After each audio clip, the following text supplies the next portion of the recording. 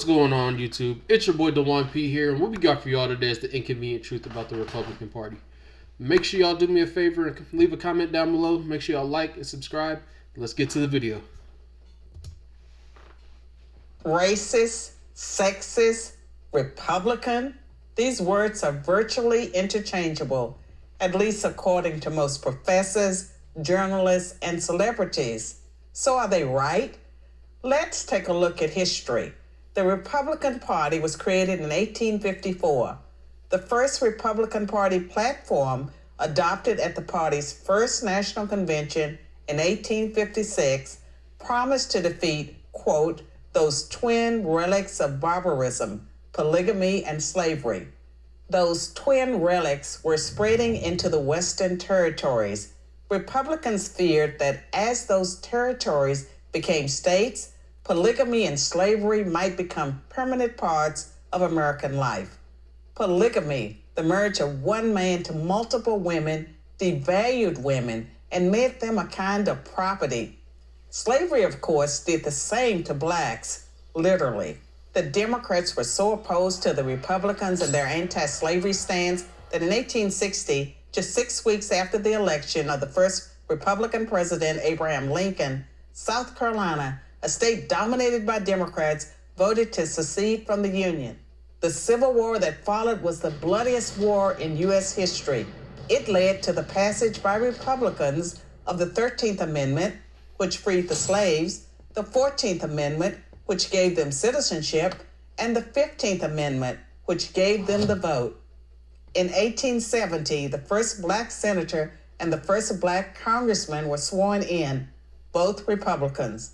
In fact, every black representative in the House until 1935 was a Republican, and every black senator until 1979 was too. For that matter, the first female member of Congress was a Republican. The first Hispanic governor and senator were Republicans. The first Asian senator, you get the idea.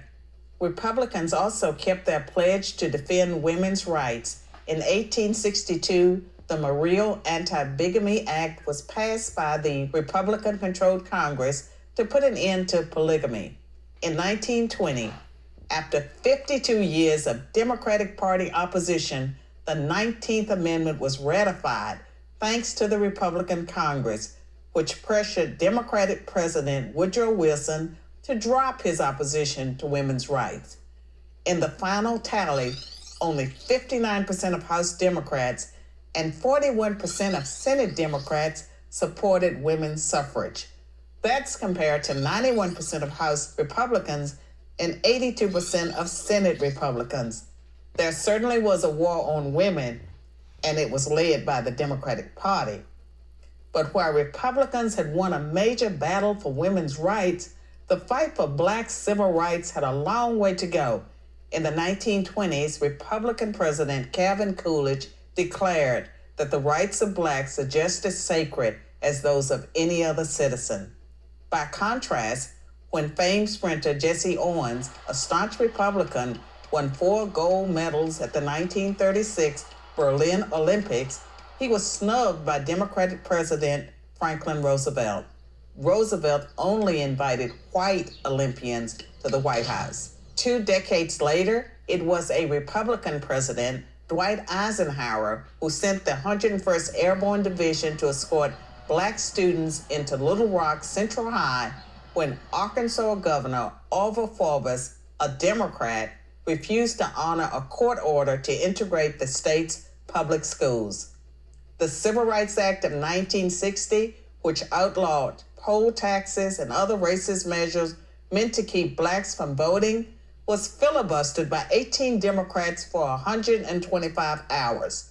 Not one Republican senator opposed the bill. Its follow-up bill, the Civil Rights Act of 1964, is one of the landmark pieces of legislation in American history. That, too, survived a filibuster by Democrats thanks to overwhelming Republican support.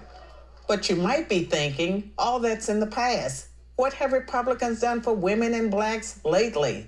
The answer you'd hear from professors, journalists, and celebrities is not much. And this time they'd be right. They'd be right because the Republican Party treats blacks and women as it treats everyone, as equals. The Democratic Party never has, and it still doesn't. Today's Democrats treat blacks and women as victims who aren't capable of succeeding on their own. The truth is, this is just a new kind of contempt. So there is a party with a long history of racism and sexism, but it ain't the Republicans. I'm Carol Swain for Prager University. Thanks for watching. To keep our videos free, click here. Y'all make sure y'all let me know how y'all feel about that down below in the comments. Like, subscribe. Talk to y'all later.